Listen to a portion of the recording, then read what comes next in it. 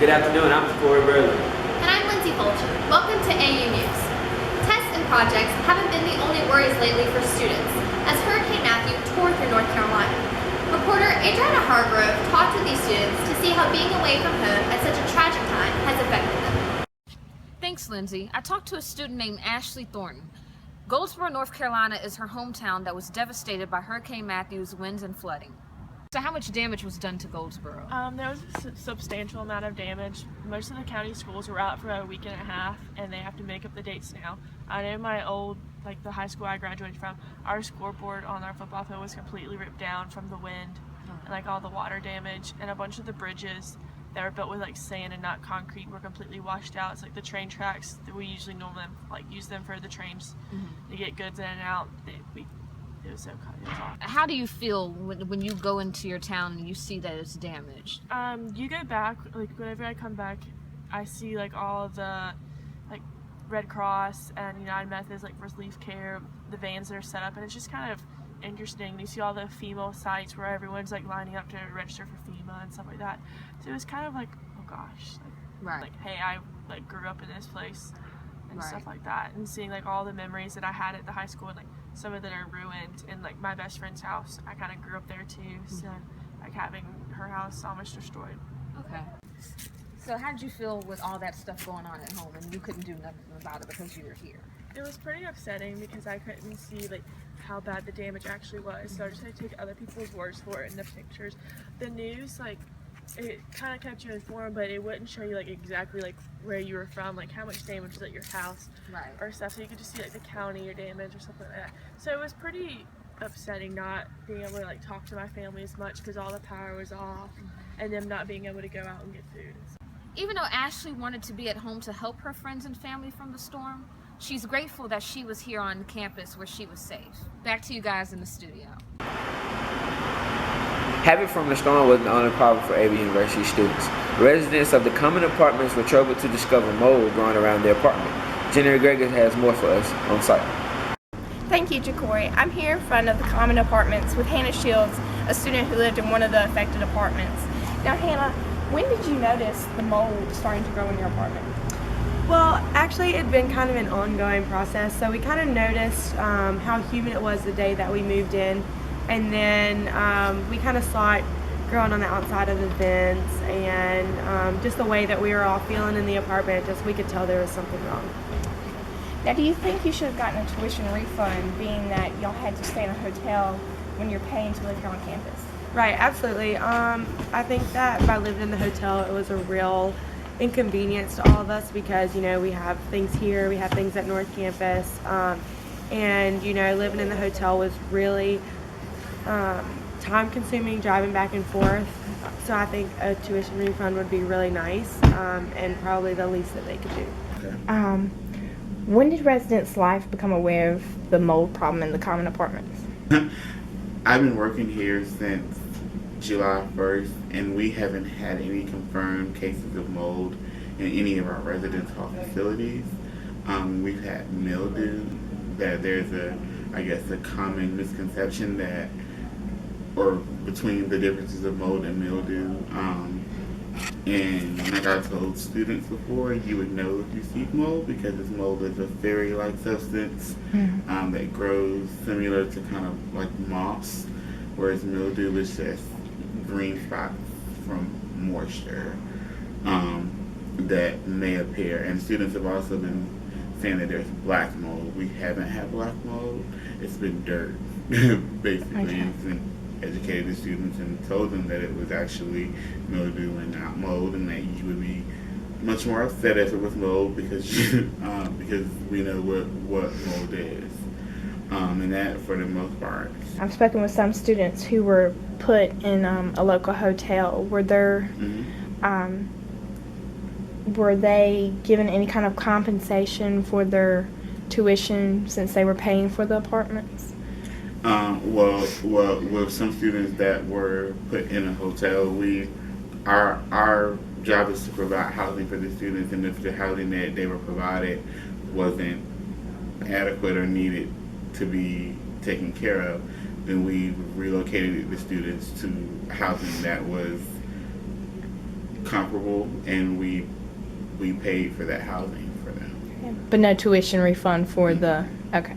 These pictures are of the substance that was found in Hannah Shields' apartment. This is Jenny Gregory for AU News. Back to you in the studio. Averett students have also been dealing with sickness on campus. Adrianna Hargrove found out how students try to stay healthy even with such tough workloads. Because so many students live in a residence hall altogether, many students are prone to getting illnesses on campus. Well, I can tell you one thing, that last year I most definitely came down with the flu. With me being a very social person, I talk to a lot of people. I hug a lot of people, so with that, it's just gotta be really careful with, hugging and interacting with certain people, especially if they're showing signs of sickness, because it's so easy to get. And did you go to the hospital because of that, or how did you handle that? Well, I really didn't want to go to the hospital, so I kind of just stuck it out to the end. I was in my room, barfing and whatnot, so that was most definitely not good.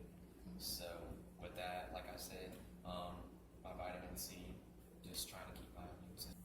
I talked to Kyle Patterson, who's the Assistant Director of Housing and Residence Life. His advice to me is to ensure that if you want to be healthy on campus, make sure you wash your hands all the time before and after you eat, and also to make sure you eat healthy as well, because eating healthy is key. Where the seniors has been done this fall, take some time and volunteer. We have Josh Boggs live at the Humane Society with more information. Thanks, guys. Here I am at the Danville Animal Humane Society, where volunteers are always welcome to help change a pet's life, make them happy, get adopted, have a new outcome. The Danville Area Humane Society offers cats, dogs, and puppies for an adoption fee of $85, offer ferrets for $75, and mice, hamsters, gerbils, and other small critters for $10 each. And all this includes a free veterinary exam upon adoption. Volunteers can come in to help give social time to all the animals and give them playtime, including the... As I mentioned before, volunteers are never turned away. You can snuggle with kittens, play with puppies, even hop around with ferrets. Remember, one person can make a huge impact. Back to you guys. We have sophomore guard TJ McAllister and senior forward Charles Bryant interviewing to discuss the season. This season I'm excited for us. Kind of young. Coach is expecting a lot from us. We got to be mentally tough. We start off a little slow, but eventually we'll get the hang of it. We'll be all right in conference play. Let's wish the Cougars best of luck this season. Now back to you, Lindsey. There's no question that attending a small, private college would create a family-like atmosphere for students. Averett University's motto is one team, one family, one Averett. I spoke with faculty and students to see what being one family really means to them. Averett professors spoke out about how they uphold the motto of one family. Outside of the classroom, I have to go to different sporting events and just, show students that I'm there to support them. I'm one of the faculty mentors for volleyball. So I try to kind of go outside of the box, just outside of the classroom to help show students that we're there to support them and just truly show the one family thing. We are their family away from home. So. What is one characteristic that you as a teacher have that positively influences students the most?